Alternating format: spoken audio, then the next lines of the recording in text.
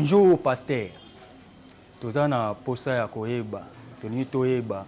Toyoka balobaka Molimo Santo, Molimo Santo. Molimo Santo eza nini? Balobaka avec Molimo Santo tu as capacité au sala nyonso, pe Molimo Santo za prêt à sala tout. Mais toni sko toyeba en général Molimo Santo eza nini? Bonjour, pasteur. Je voulais juste savoir qui est le Saint-Esprit. Parce qu'on entend toujours parler du Saint-Esprit, le Saint-Esprit, le Saint-Esprit. Le Saint-Esprit est qui? Quel rôle il joue dans la vie chrétienne ou dans ce qu'on fait? Merci.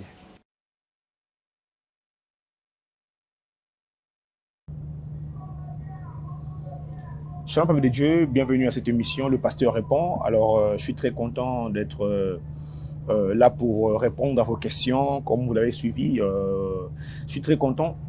Alors, moi, qui suis-je? Moi, je suis votre frère, votre bien-aimé, votre pasteur, votre berger, Glody Mukuna. Alors, ensemble, ce matin, nous allons essayer de répondre à vos questions sur le Saint-Esprit. Qui est le Saint-Esprit? Gloire soit rendue à Dieu, sans plus tarder. En guise d'introduction, j'aimerais d'abord vous nous rappeler que le nom Saint-Esprit a été mentionné pour la première fois dans le livre de Genèse chapitre 1, verset 2, où il est dit l'Esprit de Dieu planait au-dessus des eaux. C'est quand tu consultes l'Ancien Testament, le premier livre de Genèse, tu verras là où il est décrit le Saint-Esprit. Et dans le Nouveau Testament, quand tu lis Matthieu chapitre 3, verset 11, tu verras là où il est écrit Jean-Baptiste annonce que celui qui vient après lui, Jésus, baptisera le gens dans le Saint-Esprit et dans le feu. Alors, je suis très content parce que cette question est venue au bon moment.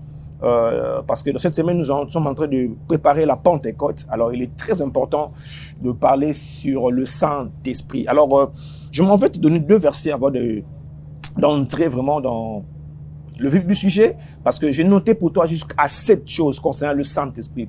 Je n'ai pas dit que c'est ça la finalité, mais il y en a plusieurs. Si tu en as un 8e, un 9e, un 10e, gloire soit rendue à Dieu, tu peux nous contacter et nous serons aussi bénis. Alors, j'ai noté pour vous jusqu'à 7 choses sur le Saint-Esprit. Avant cela, je vais te donner 2 versets et nous allons avancer. Actes chapitre 1, verset 8, la parole dit « Mais vous recevrez une puissance. Le Saint-Esprit surviendra sur vous et vous serez mes témoins à Jérusalem, dans toute la Judée, dans la Samarie et jusqu'aux extrémités de la terre. » Ça, c'est Jésus-Christ qui est en train de parler à ses disciples.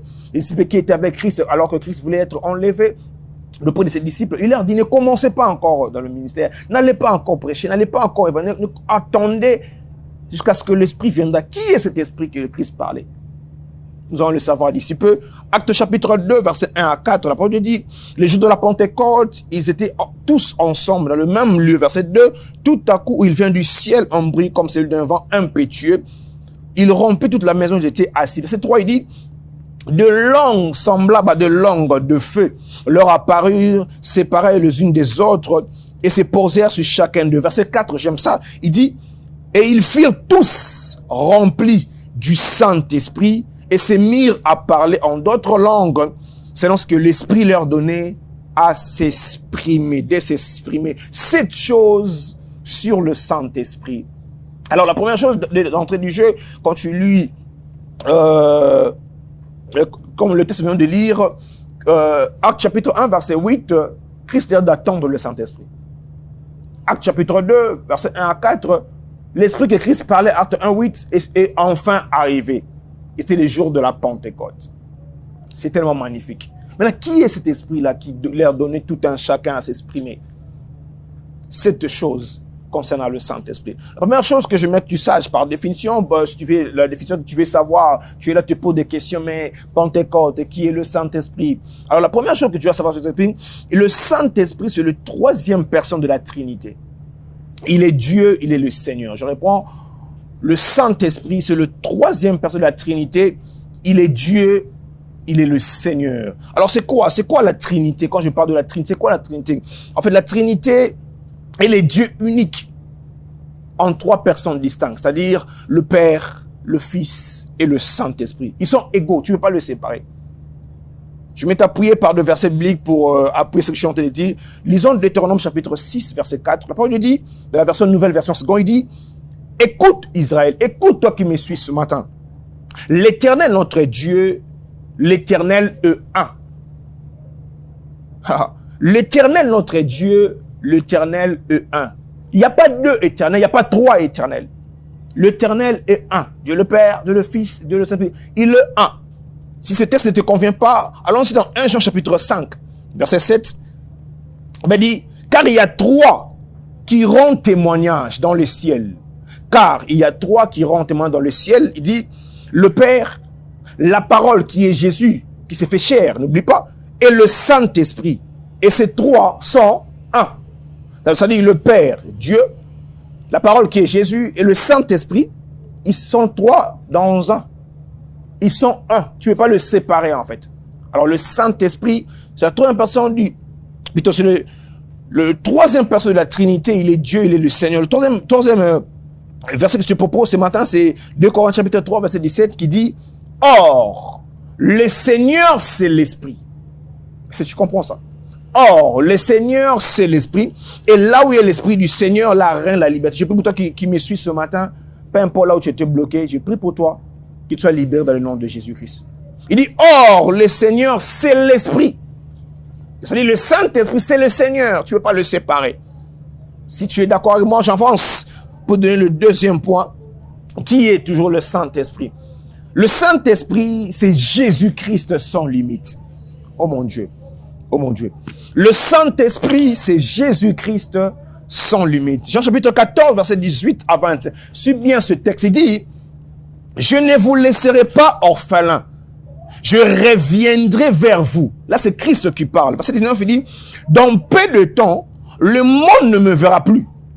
Mais vous me verrez vivant. Comment ça? Et vous vivez vous aussi. Verset 20 dit, ces jours-là, vous comprendrez que je vis dans mon Père et que vous vivez en moi et moi en vous. Alors, Christ vit en nous comment? C'est par son esprit. C'est par son... Pourquoi je dis, le Saint-Esprit, c'est Jésus-Christ sans limite. Quand Christ était dans le corps humain, dans la chair, il ne pouvait pas être partout au même moment. Il ne pouvait pas être en Galilée, en Judée, même non. Mais lorsqu'il est parti, il est revenu à nous par son esprit. Il peut être en moi, Claudie, il peut être en toi, Christelle, il peut être en toi, Michel, au même moment. Le troisième que je te donne, c'est 1 Jean chapitre 2, verset 27. 1 Jean 2, verset 27, là où tu peux noter. Écoute ça, il dit, hein. Il dit, quant à vous, il parle de nous, quant à vous, le Christ vous a donné son esprit. Le Christ vous a donné son esprit. Et cet esprit habite en vous. C'est-à-dire que nous logeons en nous l'esprit de Jésus, l'esprit de Dieu, qui est le Saint-Esprit. Il habite en nous. Tu n'es pas seul, mon frère, ma soeur. Toi qui as reçu Christ dans ta vie comme Seigneur Sauveur, tu as l'esprit de Dieu en toi. Je suis d'accord avec moi, j'avance. Pour donner le troisième point concernant le Saint-Esprit. Qui est le Saint-Esprit? Écoute, le Saint-Esprit, c'est une personne divine spirituelle. Le Saint-Esprit est une personne divine aussi spirituelle. Qu'est-ce qui caractérise d'abord une personne, l'être humain? C'est le fait d'abord qu'il a ces 5 sens. L'émotion, le sentiment, parce qu'il parle, il communique. Si on veut dire que tu es un être humain, qu'est-ce qui va nous montrer que tu es un être humain? Parce que d'abord, tu parles, tu as tous les 5 sens qui fonctionnent, tu écoutes. C'est ça. L'esprit, écoute-moi ce soir, je veux ouvrir une parenthèse rapidement. Écoute, si tu crois que les esprits mauvais existent, mon frère, ma soeur, toi qui me suis ce matin, crois 10 000 fois que le Saint-Esprit est plus réel. Je réponds encore. Si tu peux croire que les esprits impurs existent, les démons existent, écoute, tu dois croire 100 000 fois que le Saint-Esprit est réel et qu'il existe. Alors, Marc chapitre 13, verset 11, la version anglaise, version amplifiée, je traduis pour toi en français rapidement. Il dit, lorsqu'on vous prendra et qu'on vous livrera au tribunal, ne vous inquiétez pas d'avance de ce que vous direz.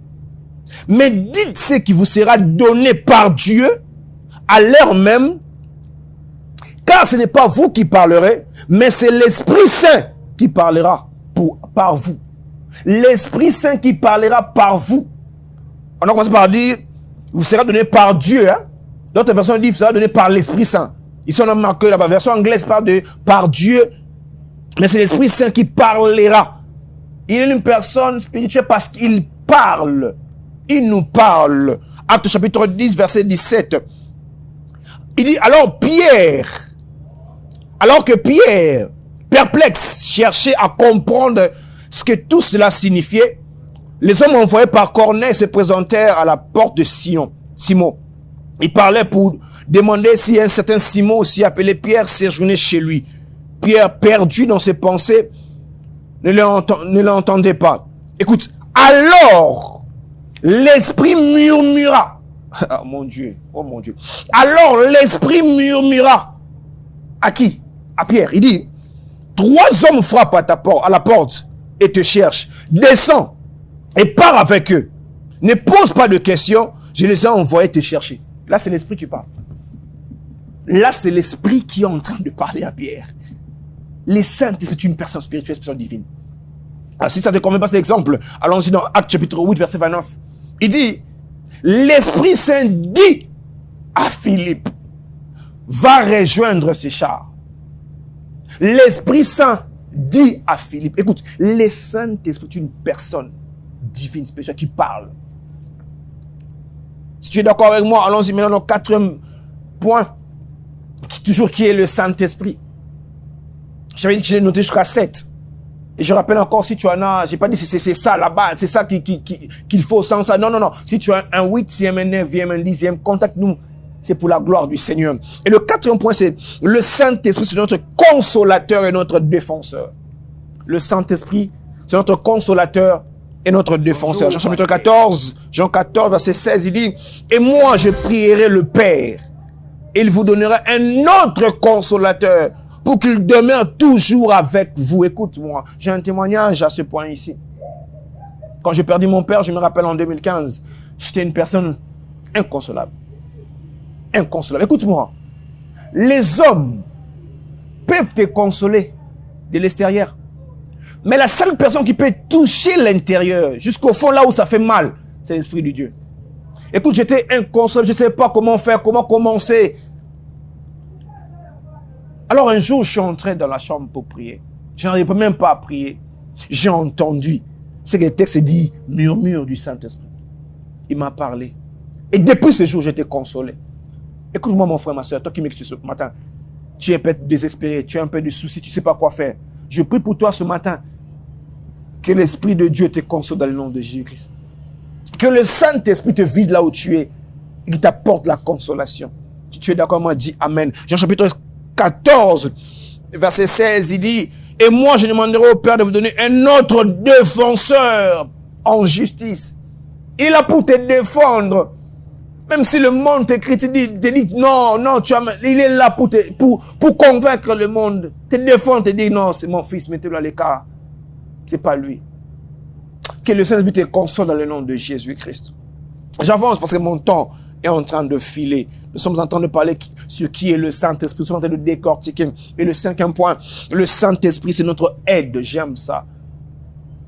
Le Saint-Esprit, c'est notre aide divine. Jean chapitre 14, toujours verset 16. Il dit, je donnerai au Père de vous donner quelqu'un d'autre pour venir en aide. Il est là pour nous aider, mon frère, ma soeur. Le Saint-Esprit est là pour t'aider. Tu luttes tellement trop. Tu luttes tellement trop.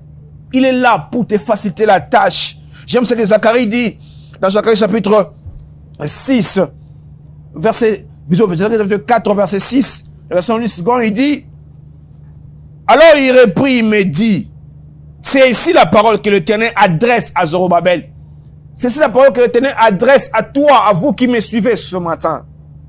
C'est ni par la puissance, ni par la force, mais c'est par mon esprit, dit l'Éternel des armées. Écoute, tu as beaucoup lutté, mon frère, ma soeur. Tu as beaucoup lutté. Tu as lutté, tu as essayé de faire par tes forces, tu as essayé de faire par tes relations. Ça n'a pas marché. Aujourd'hui, je te donne la solution, le Saint-Esprit. Si c'est moi, tu peux le recevoir dans ta vie. Si c'est moi, tu peux t'abandonner à lui. Il va t'aider. Il va te rendre la tâche facile. Je prie que le Saint-Esprit te rende la tâche facile. Je prie que le Saint-Esprit te vienne en aide dans le nom de Jésus-Christ. Si tu es béni ce matin, dis Amen. Et le 6e point concernant toujours le Saint-Esprit. Le Saint-Esprit, c'est notre conducteur. J'ai encore un témoignage sur ces points. Le Saint-Esprit, c'est notre conducteur. Je me rappelle encore que je te lise le texte. On m'avait invité à une fête de ma petite sœur qui se mariait coutumièrement. Alors, je préparais la veste. Tu étais prêt pour aller à la fête. J'étais à la commis le matin. Alors, il fallait que je puisse leur rejoindre pour la fête le soir. J'ai préparé la veste. Tout était prêt pour aller à la fête. Mais au moment où je voulais me préparer pour la fête, j'entends la voix du Saint-Esprit me dire, n'y va pas. On m'a appelé, on m'a dit, non, tu es où? La fête a déjà commencé, tu dois être là. Comment tu n'es pas encore là, tu n'es pas encore arrivé? Il dit, non, j'arrive. Mon frère, ma soeur, je suis là en train de me préparer à venir. Et l'Esprit me dit, n'y va pas. Alors, je me suis découragé. J'ai dit, bon, je ne vais plus aller. Et le lendemain, on m'informe qu'à la fête où je devais m'y rendre, il y a eu bagarre, il y a eu du désordre. Tu vois que le Saint-Esprit m'a conduit. M'a fait esquiver. Peut-être, je pourrais être blessé. Ou quelque chose encore, mais l'Esprit m'a évité cela. Je prie que le Seigneur te conduise dans la bonne direction dans le nom de Jésus-Christ. Acte chapitre 16, verset 6, il dit, ayant été empêché par le Saint-Esprit, la version Luce-Gong, il a été empêché par le Saint-Esprit d'annoncer la parole dans l'Asie. Il traversait la Phrygie et le pays de Galate. Verset arrivé près de la Mixie, il s'est disposé à entrer à Béthanie, mais l'Esprit de Jésus ne leur permit pas. Il voulait annoncer la bonne nouvelle, il voulait annoncer, mais l'Esprit a refusé. Écoute, il y a des endroits que tu voulais aller, mais l'Esprit dit non, ok, il t'empêche. J'ai pris ce ton partage dans le nom de Jésus-Christ. Rapidement pour finir, mon temps est en train de couler. Romains chapitre 8, verset 14. Romains 8, 14. Il dit, car tous ceux qui sont conduits par l'Esprit de Dieu sont fils de Dieu. Tous ceux qui sont conduits. Tu dois être conduit par l'Esprit du Saint-Esprit. Tu dois être conduit par l'Esprit de Dieu. Tu peux pas dire, je suis fils de Dieu, mais je ne peux pas être conduit. Non. Tu dois être conduit. Et pour finir ce matin, et le 7e et dernier point, le Saint-Esprit, c'est notre enseignant. Il n'y a pas meilleur enseignant que l'Esprit du Seigneur. Je t'ai dit. Il dit dans Jean 14, 26, mais le consolateur, l'Esprit Saint que le Père enverra en moi, vous enseignera toutes choses. Le meilleur enseignant, mon frère, ma soeur, c'est le Saint-Esprit. Le meilleur enseignant, c'est le Saint-Esprit. Le temps nous manquerait de voir pourquoi est-il venu. Le temps nous manquerait de voir comment il enseigne. Nous l'enverrons même au prochain numéro. Alors, à titre de bonus, sache que le Saint-Esprit est plus puissant que tout autre esprit. Si tu vois n'importe quel esprit, je te dirais, le Saint-Esprit est plus puissant. Est plus puissant. Ésaïe, pour finir, Ésaïe chapitre 59, verset 19, il dit, on craignait le nom de l'Éternel depuis l'Occident et sa gloire depuis le soleil levant. Il dit, quand l'Esprit viendra comme un fleuve, l'Esprit de l'Éternel le mettra en fuite. Je prie pour toi ce matin que l'Esprit de l'Éternel mette en fuite tous tes ennemis dans le nom de Jésus-Christ. Alors je vais t'inviter ce matin à prier rapidement. Toi qui n'as pas encore reçu Christ dans ta vie, si tu as été béni ce matin, je veux que tu puisses, tu t'es décidé, tu as dit non, aujourd'hui, ce matin, j'ai entendu, je suis convaincu, je vais recevoir Christ. Je vais prier avec toi. Tu vas juste te lever ta main là où tu es, tu vas en prier. Répète avec moi ces paroles, Seigneur Jésus, j'ai entendu ta parole. J'ai été touché par ta parole. À partir de ce matin, je prends la décision de donner ma vie entre tes mains, Père. À partir de ce matin, moi, avec les œuvres du diable, nous nous séparons ce matin. Seigneur, viens, sois mon maître, sois mon berger. Que ton Esprit Saint descende sur moi. Je décide aujourd'hui de m'engager avec toi pour un nouveau départ. Au nom de Jésus, j'ai ainsi prié. Amen. Que Dieu te bénisse là où tu es. Alors, je suis très content de partager ce moment avec vous sur cette émission Le Pasteur Répond. Je remercie tout le monde. Je remercie le responsable. Je remercie le réalisateur, le caméraman qui nous ont assistés. Que Dieu vous bénisse. À la prochaine.